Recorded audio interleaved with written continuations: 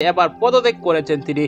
তাকে কিভাবে বাধ্য করা হয়েছিল ভোট চুরি করার জন্য, এসব বিষয় নিয়ে তিনি যে তথ্যগুলো দিয়েছেন আপনি জানলে অবাক হয়ে যাবেন। কেননা তিনি এরকম চাপে পড়েছেন, তিনি আত্মহত্যা করার চেষ্টা করেছিল বলে তিনি মন্তব্য করেছেন। আসুন কথা না বাড়িয়ে সেই ভিডিওটি আগে দেখে আসি। খুবই গুরুত্বপূর্ণ ভিডিওটি, তাই না টেনে পুরো ভিডিওটি দেখবেন। চ্যানেলে নতুন হলে সাবস্ক্রাইব করে রাখবেন পরবর্তী আপডেট পাওয়ার জন্য।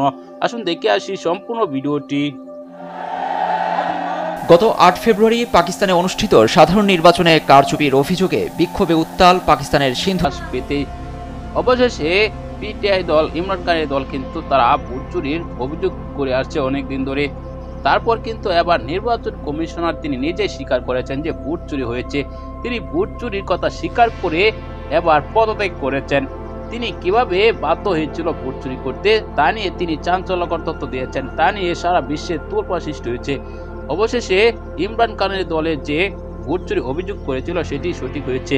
দর্শক, আপনাদেরকে এই বিষয়ে মূল্যবান মতামত জানাবেন। পরবর্তী এরকম ভিডিওগুলো পেতে চ্যানেলটিকে সাবস্ক্রাইব করে পাশে থাকা বেল বাটনটি অন করে দিবেন।